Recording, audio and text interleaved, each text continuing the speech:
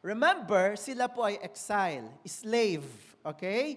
Dinala sila doon sa Babylon, and pagdating nila doon, they're not enjoying their life.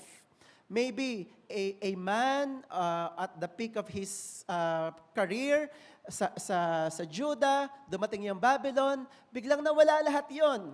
Okay, napunta siya doon sa Babylon to become a slave. Maybe a family has built their new house. They were so happy together. Dumating yung Babylon, nasunog yung kanilang bahay. So they were so frustrated and broken and down. So all of a sudden, nawala yung kanilang kabuhayan and they're there in the city of Babylon. Maybe a lady was raped and he is now serving the person who has raped his family. Okay. Maybe a man has died because of the ruthless Babylonian people. Tapos sabi ng Panginoon, my plan is to prosper you. Parang ang hirap isipin na, is this the meaning of prosperity? Well, this is the meaning in Hebrew. To prosper means to have overwhelming peace. Shalom. Meaning to say, when God said, my plan is to prosper you, it's not just about gifts or material things, but it's way beyond them. Nang sinabi ng Panginoon na, I will give you, my plan is to prosper you and not to harm you, this is not just about financial gains. It's not about money or property. It's not just that, kundi yung meron kang peace sa kabila ng may tribulations.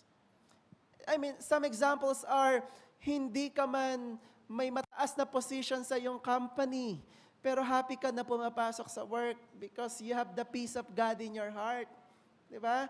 Hindi ka man boss doon, hindi man ganun kalaki yung sahod mo, pero you are happy and contented. That's the meaning of prosperity in the biblical context. Who can say in this room, I love my job? Itag nyo yung mga boss nyo, okay? I love my job. Because sometimes iniisip natin, Lord, this is not prosperity. Well, that's according to your definition. God's definition of prosperity is overwhelming peace, not overwhelming dirhams or dollars or peso, but overwhelming peace. Pwedeng hindi man celebrity ang napangasawa mo, pero sobra kang at peace sa kanya. Because that person is the gift of God for you. And you have an overwhelming peace. Kasi alam mo sa sarili mo, this is the meaning of prosperity in the context of God's divine plan. A lot of people is taking this verse in a bad light or context. Let me give you some bad examples. There was this lady in the church. She's attending a church, but then she felt like the church is against her dreams and goals and plans. So she left the church and she begins to have friendship and associate herself with the world. And then suddenly, she met a man at nakilala niya itong lalaking ito through Tinder. Ayan. No? At nakilala niya itong lalaking ito through Tinder. Ayan. No? Pakiba sa inyo, may Tinder app, magkita-kita kayo doon. I'm just joking, no? And then, this guy is really, malaki yung age gap. The lady is around, nasa middle 20s at yung guy is middle 50s. Sabi niya, age doesn't matter when it comes to love, no? And then, dahil happy siya kasi sabi niya, wow, AFAM, yung term sa Pilipinas, no? AFAM, no? Eto na to. Travel dito, travel doon. She's not attending church. And then, one time, she posted, sabi niya, Jeremiah 29:11. I'm so happy.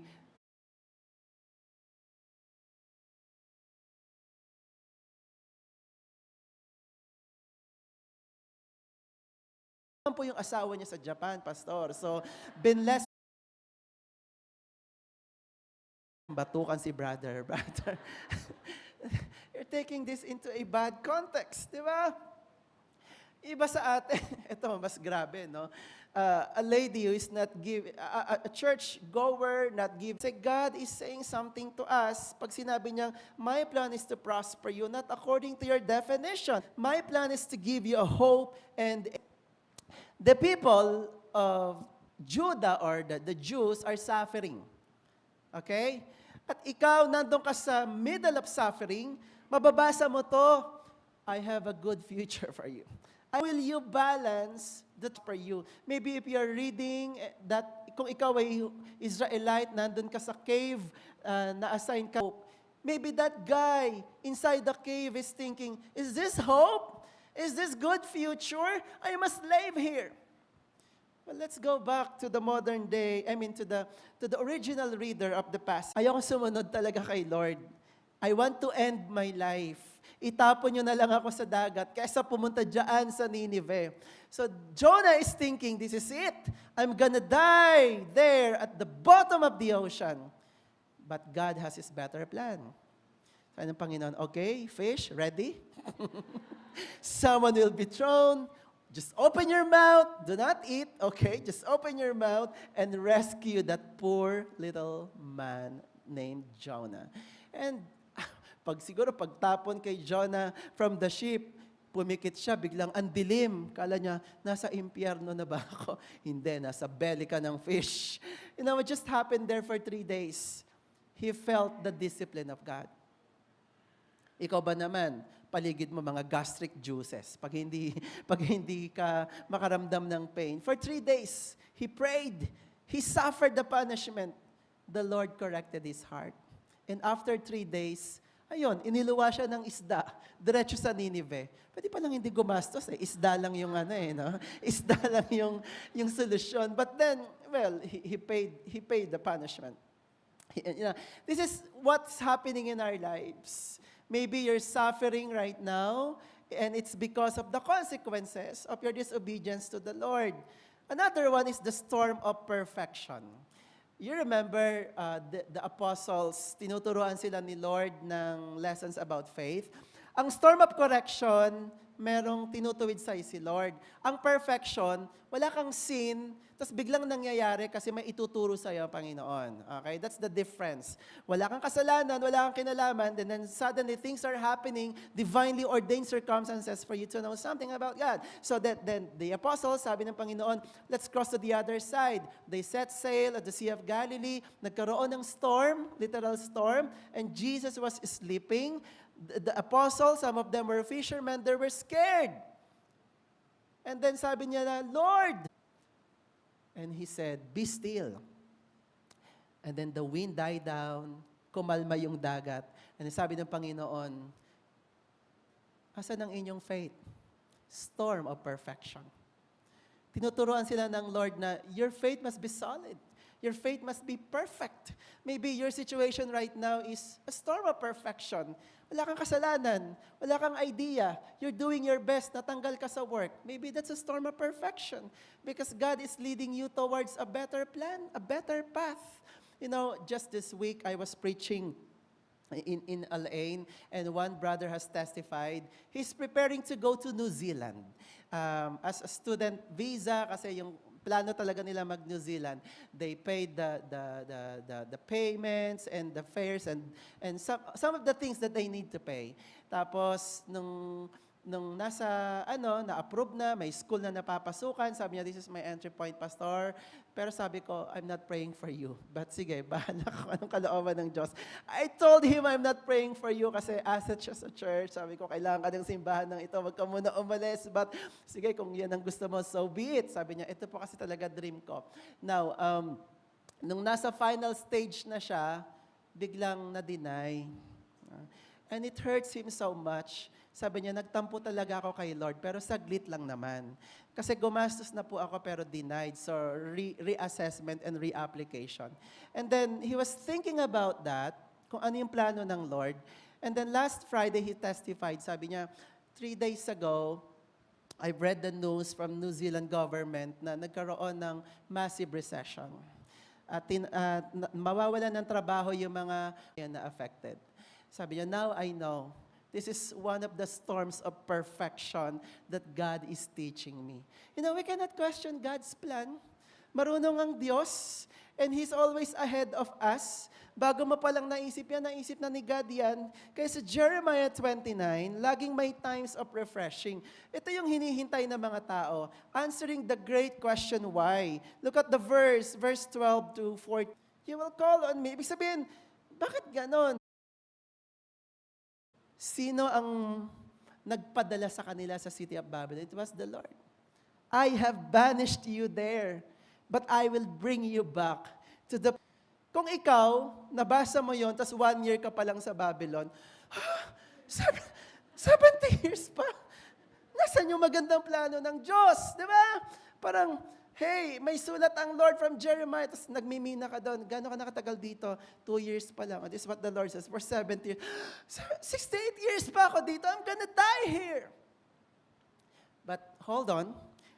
Jeremiah 29 is our manual for successful living.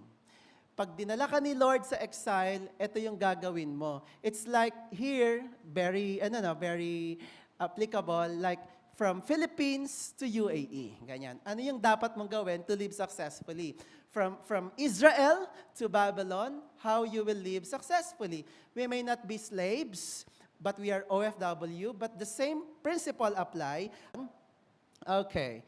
Pray for your environment. Ito ang sabi ng Panginoon, when you are there in the Babylon, you need to pray for your environment.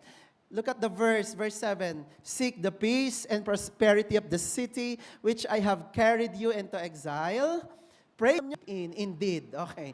Ano mga hiring? Hindi laging ganun sabi ng Panginoon, pagdating nyo doon, I carried you there into exile. Pag-pray nyo. I came to the UAE 2012. I am pastoring a church in the Philippines, and then I sa PCU ng theology, tapos dinala ko ng Lord sa UAE. And it's so difficult kasi pioneering, I need to start a church in Abu Dhabi. Sa Pilipinas pa lang, sinabi nila, Pastor, pagdating niyo po rito, maliit lang yung bahay niyo. Sabi ko, kaya ko yan. Sabi niya, at least naka-partition po kayo. Pagdating ko, kurtina pala. Diba? Ito yung partition. Sabi ko, gano'n. Where's the wall? Ganyan. Bawal ako mag-ingay sa umaga kasi may natutulog na pang Panginoon. No? Diba itong pinasok ko, Lord? I didn't sign up for this. But the Lord said, pray for your environment. And here I am still living in the UAE since 2012. And the Lord has been so faithful. Sometimes you need to persevere and accept because if God is not changing the circumstances, He is changing your heart. Another, how to live successfully in a foreign land, mga OFW, okay? It says, forsake false gods and idols. Why it's not working? Okay. Forsake false gods and idols of the land. It's there on the screen. Pakiclick na lang po dyan. Ayan. Forsake false gods and idols of the land. Sabi ng Lord, when you get there, you need to forsake false gods and idols of the land. So, sabi po sa verse